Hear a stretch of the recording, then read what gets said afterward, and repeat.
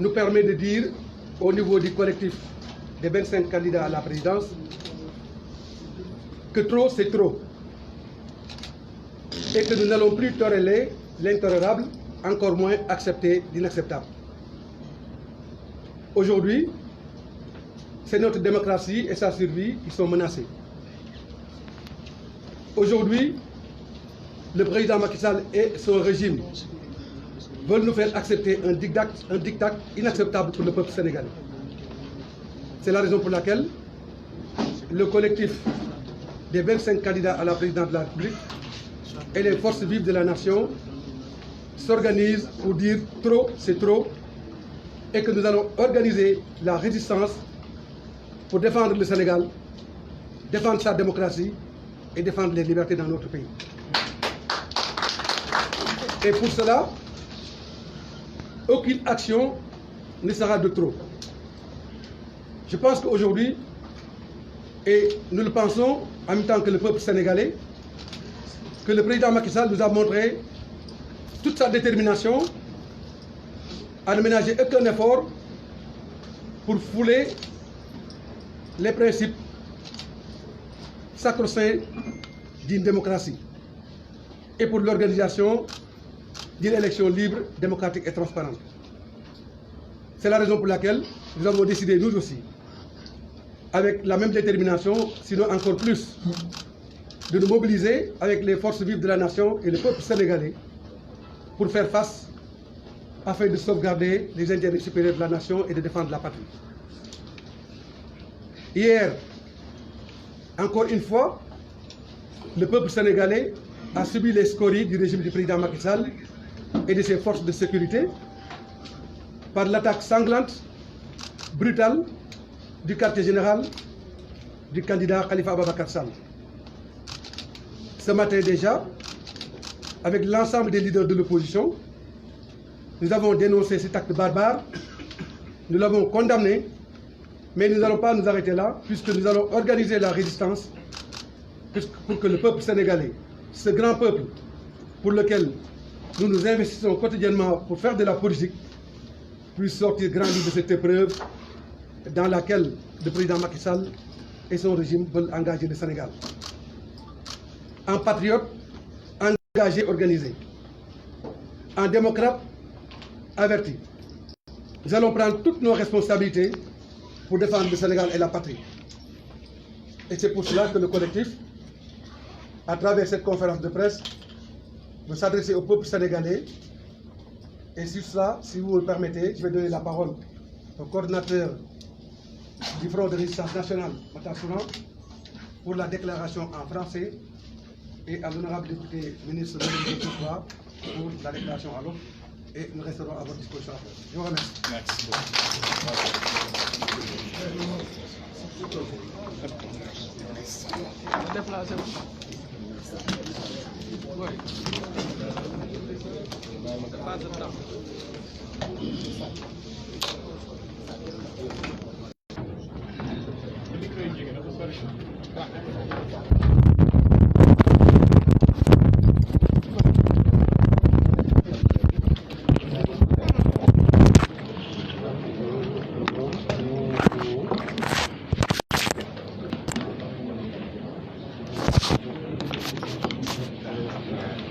Président, on peut y aller.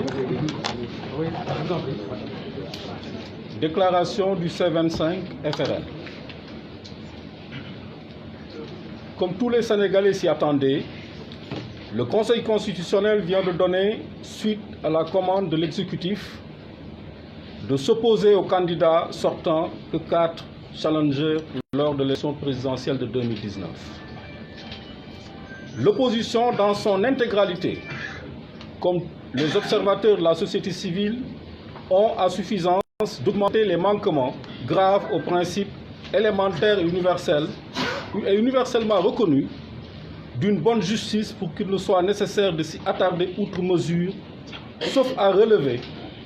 les dernières forfaitures du Conseil constitutionnel relevées à l'occasion de la publication de sa liste provisoire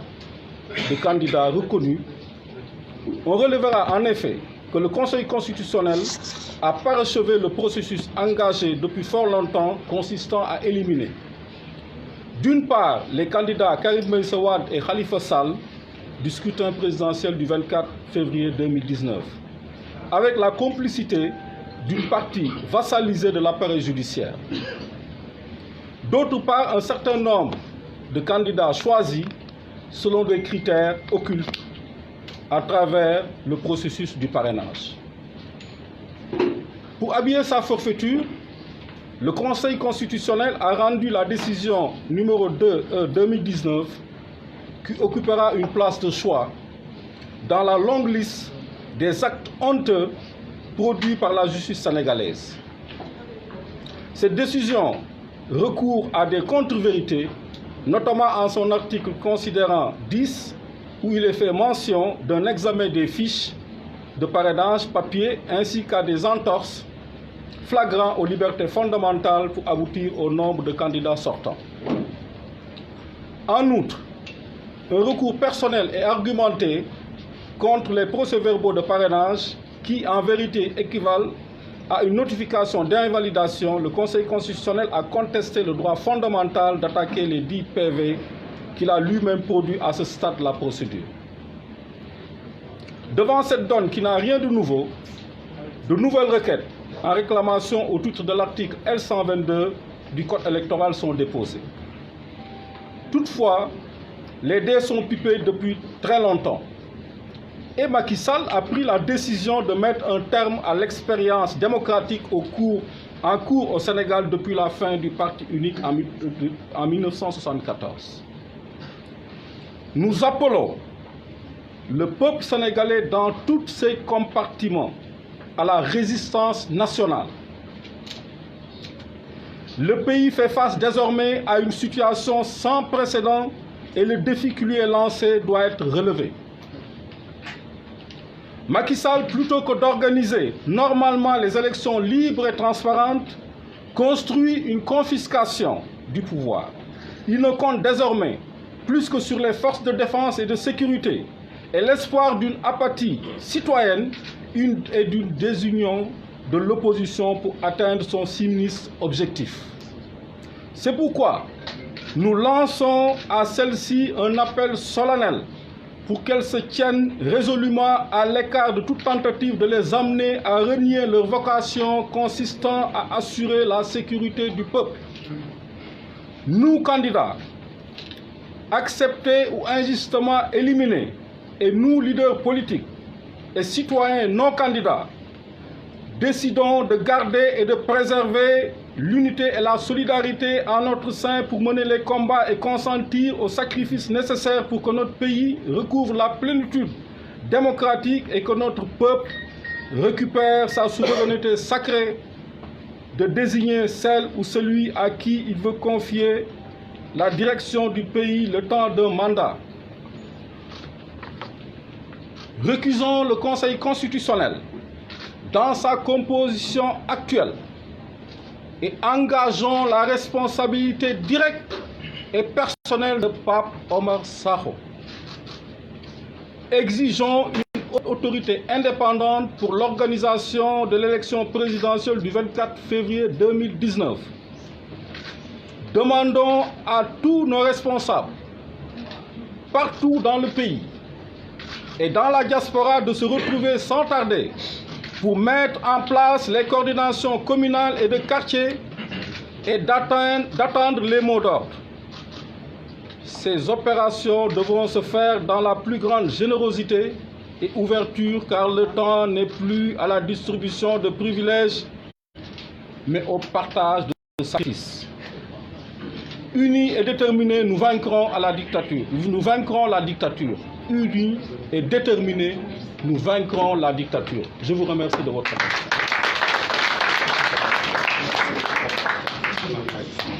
Merci, Matar. Donc, je vais donner la parole à Mamadou Diop Decroix pour la version Wolof de cette déclaration importante. Je vous remercie. Merci beaucoup, Président Malick Gakou. waaw mbokk yi kon ni leen ko Président Malick Gakou waxee ñi nga xam ne ñoo fas yéene woon jàkkaarloo ak président Macky Sall ci élection présidentielle yi nekk ci opposition bi ñoom ñëpp ñoo dajewaat fii tey comme ni ñu ko defe woon le 1er janvier bii passé pour waxtaanaat ak réew mi diggante boobee ñu fi dajee ak tey am na lu ci dox ndax boobee candidat yi dañu joxe woon seeni këyit yi ñu waroon a seet ñu naa ko parrainage ndeyale bi ak bàyyale bi ba ñu ko seetee ñu gis ne awut yoon teguwut ci yoon tey jii nag loolee ñu doon ragal am na ci diggante bi ndax conseil constitutionnel ci ñaar fukki candidat ak juróom-benn yi bokkut ak parce que ñaar fukki ak juróom-ñaar la Macky Sall moo leen ñaar fukki ak juróom-ñaareel kon ñaar fukki ak juróom-benn yi laay wax conseil constitutionnel bi juróom la ci ñeent la ci jàpp mu mel ni le premier ministre Mohamed Boun Abdallah Dionne waxoon daanaka moom la conseil constitutionnel bi def maa amuñu sax civilisé bàyyi leen xëy na sàng leen sutura may leen ñu wax mbir mi ni mu demee waaye ñoom jiitu nañ ko ndax premier ministre danoon Macky Sall juróomi candidat duñu jàkkaarloo ak moom tey ji ñeent la kon loolee mu waxoon daanaka moom la conseil constitutionnel def dana wax itam ne lañu doon ñaawlu ca liggéey ba jàmbur ya nga xam ne conseil constitutionnel moo leen boole ca liggéey ba indi leen pour ñu saytu liggéey ba ba ñu seetee liggéey ba ñoom ci seen bopp nee nañu liggéey bi setut jàmbur yooyee nee nañu liggéey bi setut kon waroon nañ fa sax mën a yem dem defi fexe ba liggéey bi set waaye ñooñee la ñu wax dañu ko jël sànni ca mbalit ma kon mu mel ni muy Karim Meïssa Wade muy Khalifa Sall muy candidat yi ci des yépp daanaka ñoom dañ leen a àtte ñàkkal mais da cee am lu xaw a garaaw tuuti mooy candidat yi dañoo joxe ay këyit yi ñu doon signelu muy ay junniy këyit dañu wax fii ne conseil constitutionnel mësuta seet këyit yooyu waaye moom barki démb ci këyit yi mu bind wax na ne moom seet na gëstu na këyit yi candidat yi déposé loolu di lu doy waar lu yéeme ndax itam fu ñu ko seetee ak kañ lañ ko seet ak ku ko fekke parce que candidat yi bu ñuy seet seeni këyit wax nañ koo fekkee a ñoom nee nañu seet nañ këyit yooyu te candidat yi fekkewuñu seet boobu kon nag loolu lu jara jàpp la lu jara bàyyi xel li ci tegu ñu wax ne conseil constitutionnel bi sax day def nañu candidat yi am na ci ñu def ay recours maanaam wax ne li ñu leen attee neexu leen kon léegi dañoo bëgg ñu attewaat ko waaye loolu tekkiwul ne gëm nañu ne conseil constitutionnel dina doxal yoon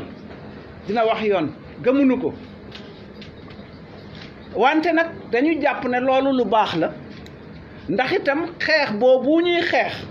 ci wàllu tribunal ak yoon dafa am solo ngir ëllëg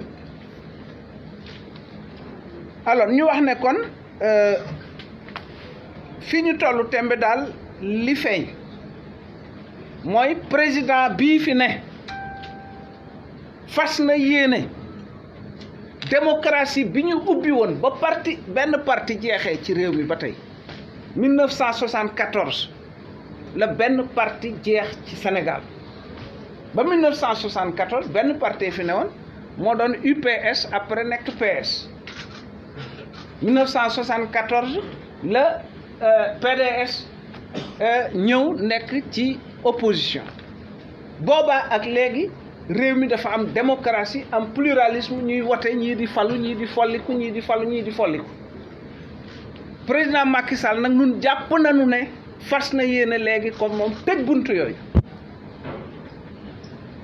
maanaam démocratie bañatee am ci Sénégal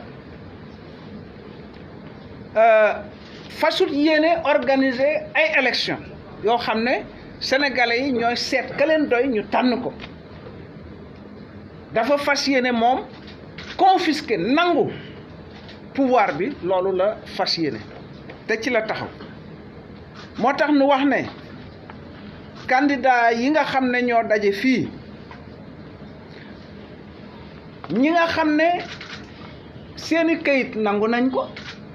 ak ñi nga xam ne seeni kayit bañ nañ ko danoo wax ne nun ñooñu noo daje fii tey amul xejj amul seen ci sunu biir ñi ñu nangu ak ñi ñu nangul ñun ñëpp bokk nañu nañu ko defe woon nekk benn joxante loxo li ñu ci jublu nag mooy xeex ak Macky Sall ba fa réew mi toll woon ci démocratie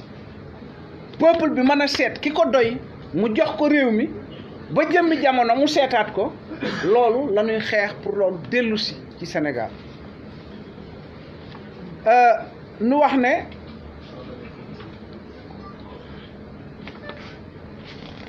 conseil constitutionnel bi moom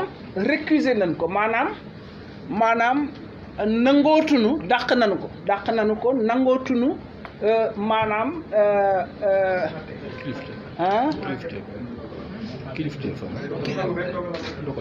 waaw dama doon seet de ku dégg wala nangootuñu dogalam mu ngoog nangootuñu dogalam voilà ñu wax itam nag ne président bi nga xam ne mooy Pape Oumar Sakho moom kii nañ ko bu baax moom jàpp nañ ne daal lu xew rek mooma loolu lañ jàpp ñu wax ne itam nu ngi wut